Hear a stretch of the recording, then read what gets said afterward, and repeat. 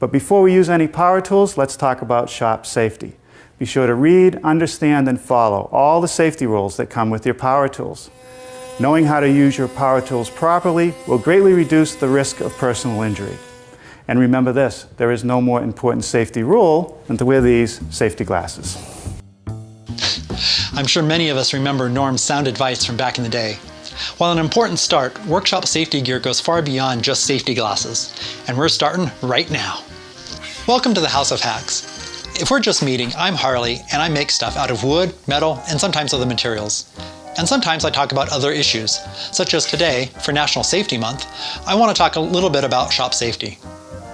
To start, I want to acknowledge that if you watch some of my videos, I wouldn't be surprised if you found violations of some of what I talk about today. In the home shop, ultimately, you're the only one responsible for your own safety, and you have to make the judgment call about what to do and how to do it. In my opinion, the two most important pieces of safety gear are eye protection and ear protection. Anytime a power tool is used, or a hand tool with high forces, such as a hammer or a press, eye protection is critical.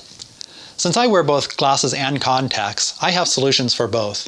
But even if you don't wear corrective lenses, it's a good idea to have both on hand in case you have visitors that stop by and need some. And while it's better than nothing, prescription glasses are not safety glasses. In addition to safety glasses, for some operations, particularly if flying particles are involved, like using the lathe or a grinder, I like to have a face shield. This provides additional protection for the eyes, as well as some level of protection for the rest of the face. After the eyes are covered, the next most important thing is ear protection. This is something that, for some reason, doesn't seem to get as much attention, but in my opinion should. This is something that I kind of got upset at Norm for not mentioning it more often in his show. Our eyes are super sensitive, and we know immediately when we get something in them, but hearing damage is much more insidious. It tends to happen without us being aware of it, and it's cumulative over time. Many small instances of too much noise add up until it's significant. Since we adapt as it worsens, we don't notice it until it causes problems in our interactions with other people, and by then it's too late. So in addition to safety glasses, another must is either earmuffs that go over the ear or earplugs that go in the ear. I have and used both. Earmuffs I use for shorter operations where I only need them for a limited time. They're easier to put on and take off, but they are more bulky and hot. If I need hearing protection for an extended period of time, I personally prefer earplugs. They're a little bit harder to put in, but they're more comfortable, they're not as bulky, and they're not as hot. I get a box of 200 disposable pair for about $20 a box. And I use them not only in the workshop, but also in the yard for yard work and when riding the motorcycle. Another piece of safety gear that's not talked about as much as the first two is breathing protection. Primarily involving woodworking, like hearing damage, dust is one of those insidious things that causes damage over time.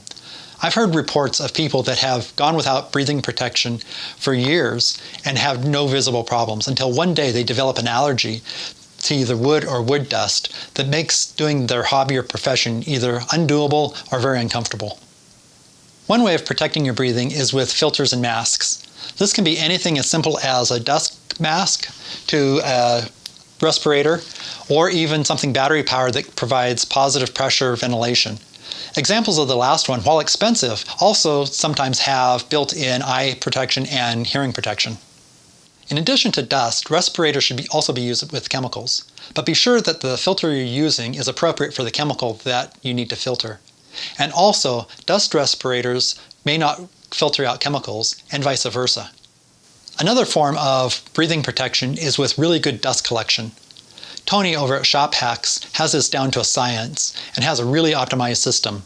His shop air while he's running his table saw has a lower particulate count than the outside air. Another unrecognized hazard, and something I'm becoming more aware of, is jewelry. Anything loose can get caught in equipment, particularly things that rotate, and something that would have been a simple brush with the equipment becomes a serious injury. Since I wear my wedding band all the time, I rarely think about taking it off when I come into the shop, and this is something I've been thinking about I need to do more proactively. I've also thought about the option of getting a silicone ring and wearing it most of the time and only wear the gold band for dressy occasions. Shop dress code is another item that's not talked about too much, but is a safety gear concern too.